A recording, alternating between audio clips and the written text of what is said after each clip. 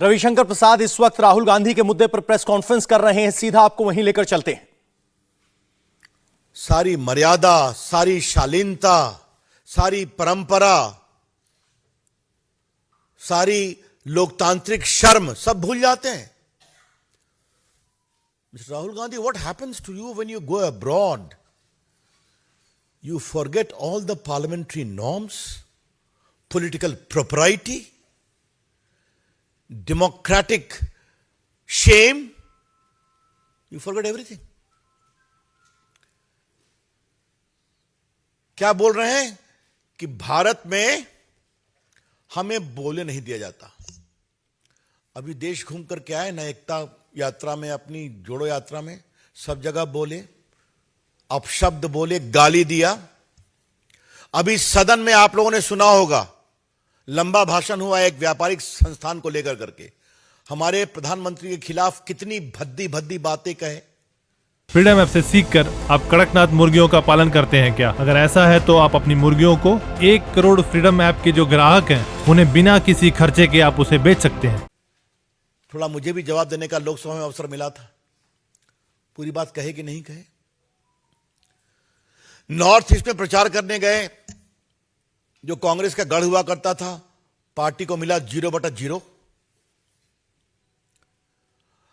अब जब देश की जनता उनको न सुनती है न समझती है और उनका समर्थन करने की बात तो दूर, तो विदेश में जाके विलाप करते हैं कि भारत का लोकतंत्र खतरे में है। ये बहुत शर्मिंदगी भरी बात है। राहुल गांधी जी ने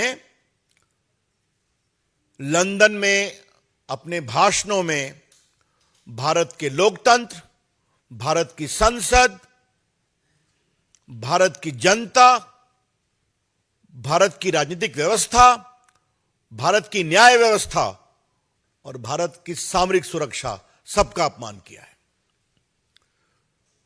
The BJP would like to very emphatically state with great agony that Mr. Rahul Gandhi has sought to shame India's democracy, India's polity, India's parliament, India's judicial system, and India's strategic security from a foreign land. इसका कोई मतलब है कि अगर देश में आपको बार बार हार का सामना करना पड़ता है तो आप झूठी बातें कहेंगे विदेश में? हम इसकी बहुत भर्त्सना करते हैं। लेकिन एक बड़ा सवाल आज हमें कांग्रेस पार्टी से पूछना है, उनके अध्यक्ष खड़गे साहब से पूछना है और राहुल गांधी की माताजी सोनिया गांधी जी से पूछना है। क्या कहा राहुल गांधी जी ने? कि यूरोप और अमेरिका को भारत में लोकतंत्र को बचाने के लिए इंटरफेयर करना चाहिए।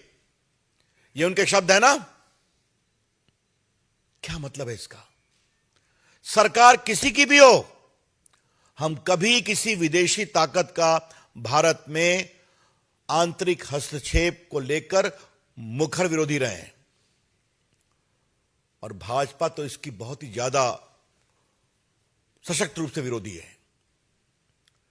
आज राहुल गांधी ने भारत का जो एक कंसेंसस रहा है कि no foreign country must intervene in India's internal affairs, उसको विदेश की धरती से शर्मसार करने की कोशिश की है, जब उन्होंने कहा कि अमेरिका और इंग्लैंड, यूरोप को इंटरफेयर करना चाहिए।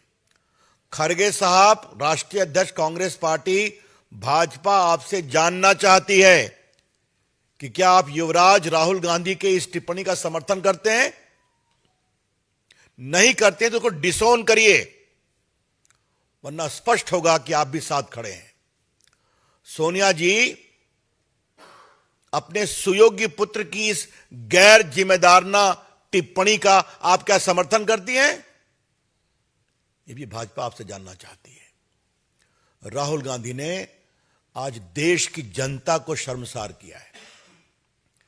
132-33 करोड़ जनता को, जिसको भारत के लोकतंत्र पर गर्व है, जिसको अपनी क्षमता पे गर्व है कि किसी को भी बदल सकते हैं, उनके बारे में बातें कही हैं। ये बहुत दुर्भाग्यपूर्ण है। बीजेपी इसकी बहुत भर्त्सना करती है।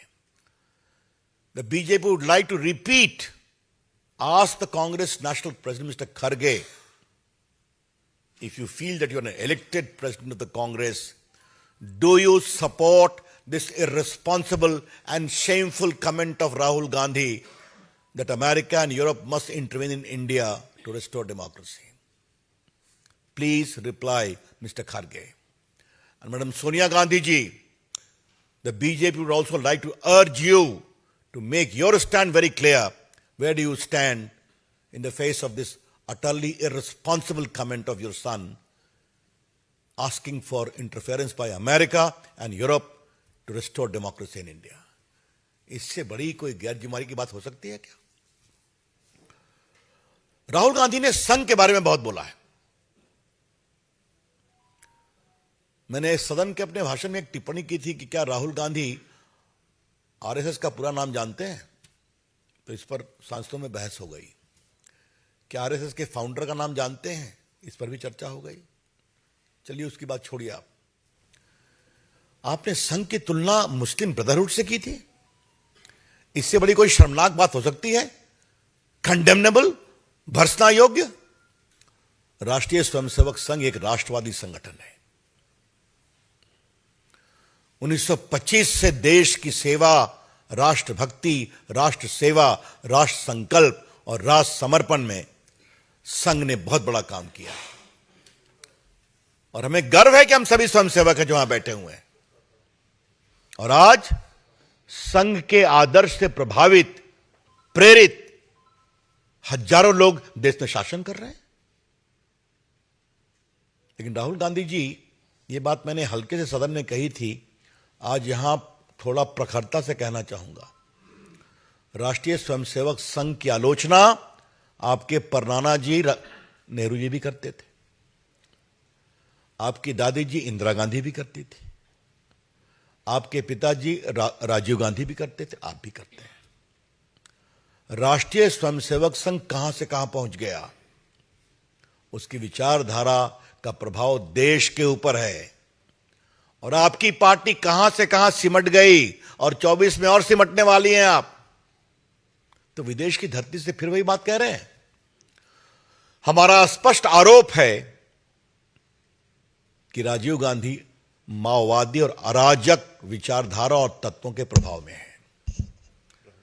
राहुल गांधी, क्षमा करेंगे, it is our clear conviction that Mr. Rahul Gandhi is completely in the grip of Maoist thought process through his minions and also anarchist element who completely dominate his thought process.